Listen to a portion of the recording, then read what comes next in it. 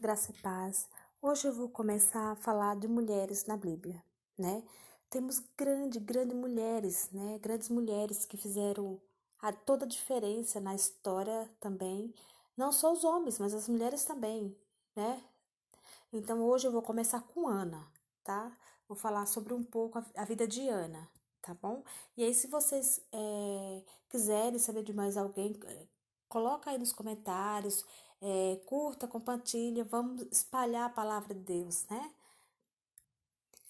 Ana foi a mãe do profeta Samuel, um dos personagens mais importantes da Bíblia. Podemos ver sobre a história de Ana nos dois primeiros capítulos do livro de 1 Samuel. Ana era uma das mulheres de Samuel, sendo a preferida do seu esposo. Eucana era um levite de Coate, da linhagem de Coate, mas que não estava na família de sacerdotal, e que vivia em Ramataim Zofim, uma região montanhosa de Efraim.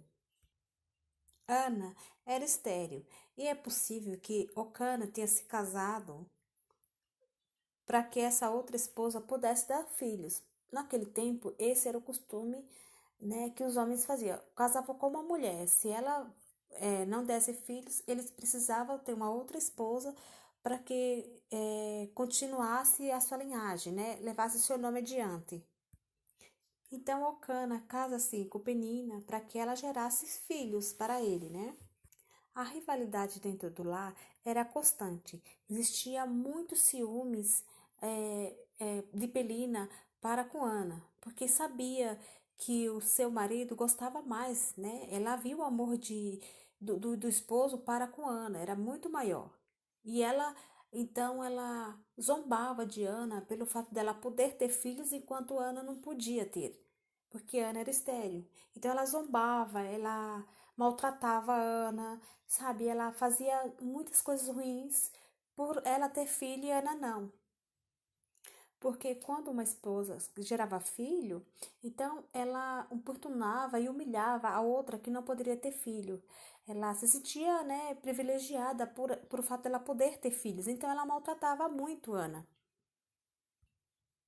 Outra coisa que deixava Penina muito chateada, e nisso ela importunava muito Ana, ela provocava muito Ana pelo fato do seu marido preferir Ana. Então, ele sempre dava coisas boas, a melhor parte sempre era para Ana.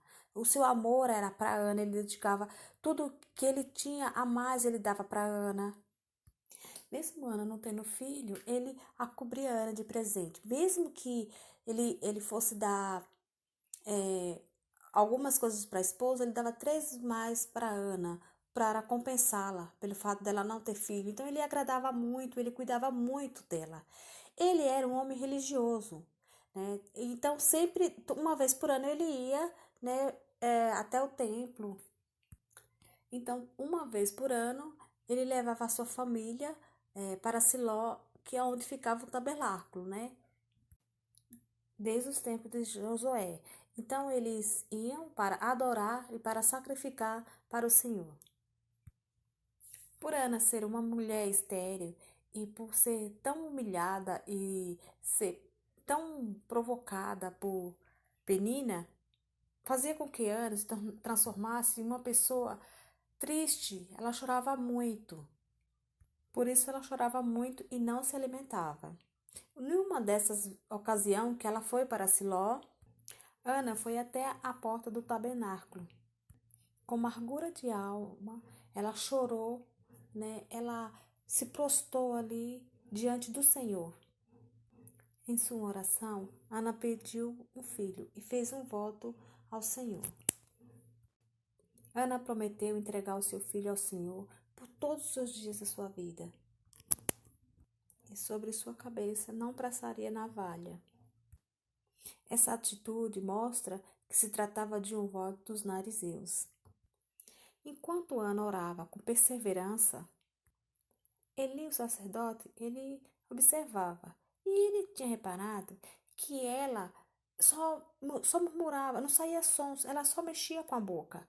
Então ele vai até ela e fala: Por que estás embriagada uma hora dessa? né? E Ana responde que ela não estava embriagada, que ela não estava bêbada, ela não. Então ele fala para Ana se apartar do vinho. Só que Ana fala que ela não estava embriagada, que ela estava ali derramando toda a sua angústia ao Senhor, falando com o coração sobre toda a sua tristeza.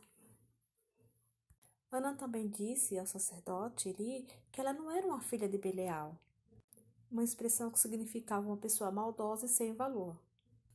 Diante disso, ele compreendeu e falou: vá em paz, e que Deus lhe conceda a predição que lhe fizeste. Ana partiu dali e o seu semblante já não era mais triste, já tinha se transformado. E o Senhor concede o desejo de Ana. Depois que a família de Eucana voltou para Ramá, a Bíblia diz que o Senhor se lembrou de Ana. Ela concedeu um filho, ao qual ele chamou de Samuel. Ainda pequeno, Ana não esqueceu da promessa que tinha feito o Senhor. Então ela entrega Samuel para que o sacerdote Eli cuidasse dele lá no tabernáculo. Toda vez que Ana ia visitar então o seu filho, então Ana levava uma roupa nova, né? E Samuel, ele é citado no livro de Jeremias, né, como um grande homem, porque Samuel, ele ungiu 2 reis de Israel. Ele que foi o rei que ungiu o rei Saul e o rei Davi. Então, Samuel, ele tem essa grande importância, né, que foi quando começou os reis de Israel. No livro de Jeremias, Samuel tem importância igual a Moisés, né? Tão importante que ele foi. E foi através do Senhor, Samuel ungiu o rei Saul e o rei Davi. Depois de Samuel, Ana teve mais 5 filhos, sendo 3 homens e 2 mulheres. Então essa é a história de Ana, que serve de exemplo para que não desistimos dos nossos sonhos, né? Nós temos que lutar pelo aquilo que acreditamos. Ana, ela teve fé, ela acreditou, ela não desistiu do seu sonho. E ela cumpriu com a palavra também, quando ela falou que se ela conseguisse aquele filho, seria entregue para o Senhor, né? E Samuel foi, né, o profeta que viveu e dedicou a sua vida ao Senhor. Então, por mais difícil que esteja a sua vida, por mais penina que encontremos no nosso trabalho, às vezes na nossa família, não desista dos seus sonhos, não se abata, siga em frente e acredite no Deus de providência, que nada é impossível para Deus. Não existe impossível para Deus. Deus é aquele que transforma uma mulher estéril em uma mãe de muitos filhos. Deus é aquele que pega aquele que é mais humilhado e exalta e mostra para que as pessoas vejam quem é Deus na nossa vida. Então, não desista nunca, mesmo não importa qual seja a sua dificuldade, qual seja o seu problema, não importa se você tem uma penina na sua vida. Olhe para Deus e coloque toda a sua esperança em Deus.